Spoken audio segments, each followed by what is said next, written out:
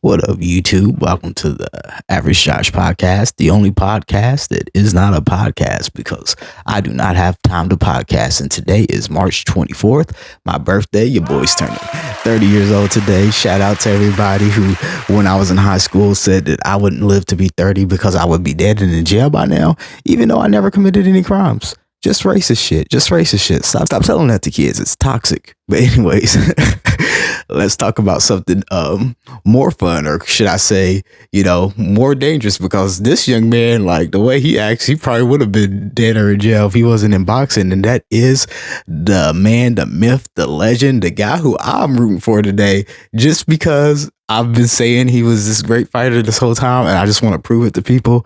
And that is El Bandera Roja. David Benavidez versus Caleb Plant. All right, so this fight has been brewing for a long time. 5 years now. Now, honestly, it was one of those fights where I knew it would eventually happen just because they're both with the same promotional group. They're both with the PBC. But I wasn't like holding my breath on when it would actually happen because I was waiting for years. Like literally, I turned 30 years old waiting for this fight to happen. But now, tomorrow, the day after today, a birthday present to me after 5 years. Thank you, Al Heyman. Thank you, PBC. Thank you, Caleb Plant. Thank you, David Benavidez. I will finally get to see this fight that I've been waiting for so long. Now, with this fight, there's really not much to say about it as far as prediction wise, because we pretty much know how it's going to go. El Bandera Roja, or however you say it. I don't speak Spanish. I tried to learn to speak Spanish. It was too hard. He is one of the, most talented fighters at his weight class, Also, he has very, very fast hands. He has power in both hands. And when he's in shape, he has a pretty good stamina because he throws a lot of punches.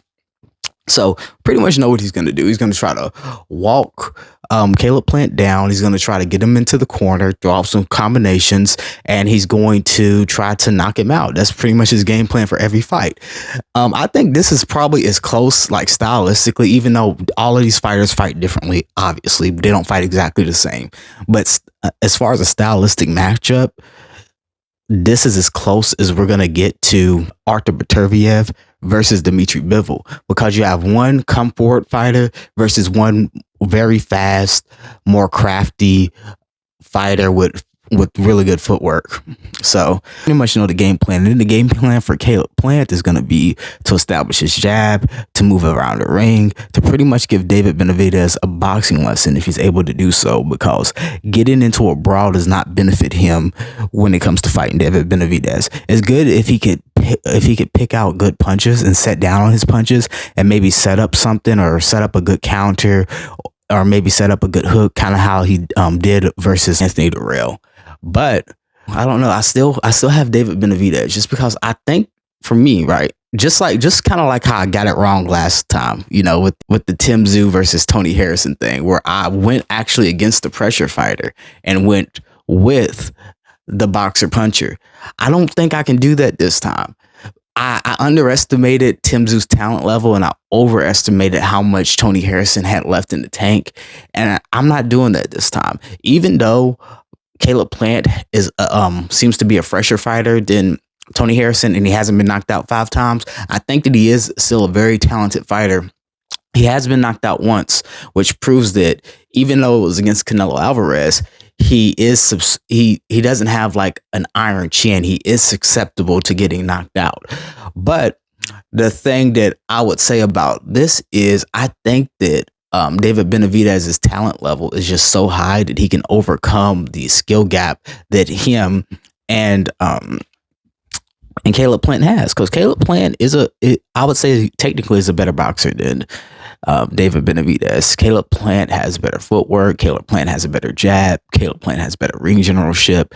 Caleb Plant is a more cerebral fighter. I feel like a lot of times David Benavidez goes in there and he fights off a pretty good technically sound boxer, but oftentimes he kind of gets into his emotions a little bit, and he kind of goes for the knockout just because because he's so carried by his natural talent that he kind of skips out on the basics, and he just goes in there and starts throwing punches and bunches. But if it's been working out and if it's been working for him, then I think he should continue to do so because one, it makes for a very exciting fight. If everybody was just this very technically sound, like kind of like cerebral fighter, like Floyd Mayweather was in his later career versus how Pretty Boy Floyd in his early career, it does turn some people off who aren't like boxing purists, who are just more casual fans, or who are just boxing fans who just really enjoy that brawler Mexican style of boxing.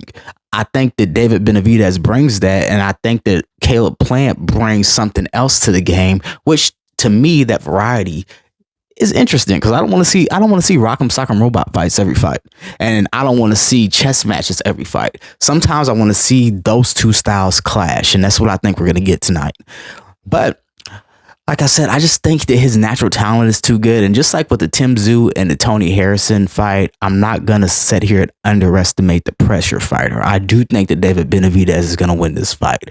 I do think that Caleb Plant is going to establish his jab. I do think that Caleb Plant initially is going to be moving around the ring a lot, but I also think that David Benavidez's hands are so fast that once he gets into position, and he's willing to trade punches, that once he gets into position to actually reach Caleb Plant, and also, you know, David Benavidez has a long reach. So anytime Caleb Plant is within distance, David Benavidez is also within distance to strike him as well.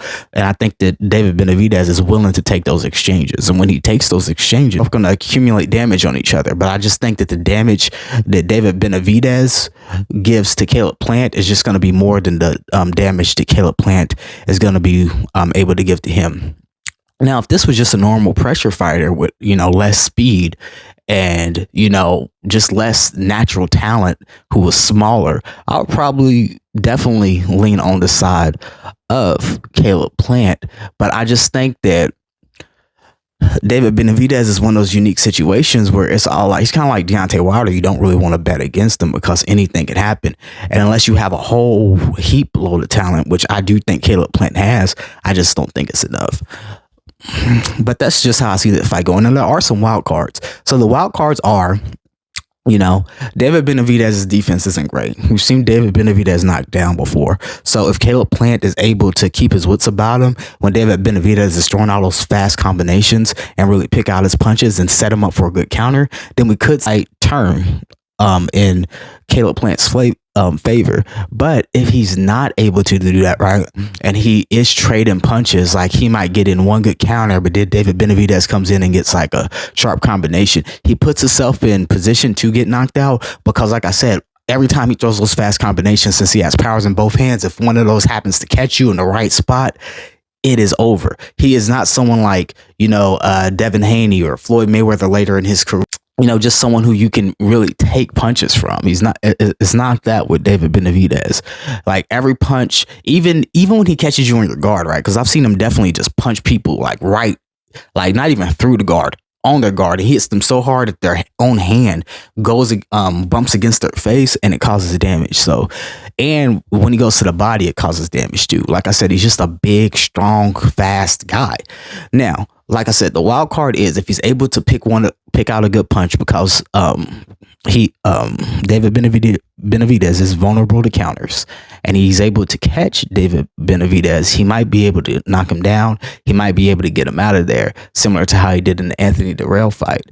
Also, David Benavidez is a very emotionally charged fighter who does fight off emotion, and this man hates Caleb Plant.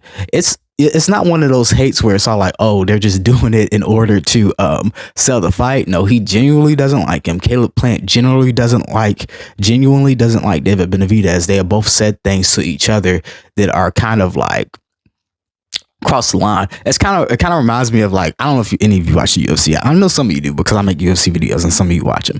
But do you remember the Conor McGregor versus Khabib Nurmagomedov build up where you could tell because Conor McGregor was saying such personal things to him and he was really getting under Khabib's skin. So then when it came into the fight, Khabib really went all out. He really went all at Conor McGregor, which played into his hands because he was the better wrestler and he was also on his feet. So being able to open up Conor McGregor gave him like the perfect opportunity to get the takedown, which he was most likely going to get the takedown anyway because he's one of the best wrestlers to ever, step foot in the octagon. But this is similar to that, where I think that another wild card for me where Caleb Plant could actually win this fight is the fact that David Benavidez is very emotionally charged. So if Caleb Plant can keep his wits about him and not be so emotionally charged, it will cause David Benavidez to come in there and not really think about what he's doing, and he could outsmart him and catch him with something, or he may be able to frustrate him and outsmart him and just hit him with the jab, hit him with some body shots, get him so tired to where he can't really move around the ring that much, and he could beat him off points because David Benavidez does not have the best feet in the world. He's actually very flat-footed.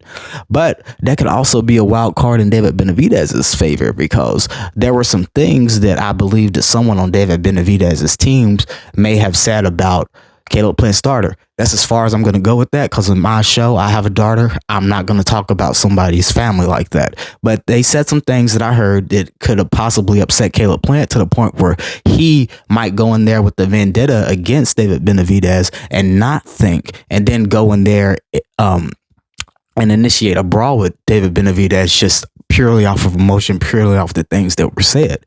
So with that being in mind, that could play in the hand of David Benavidez.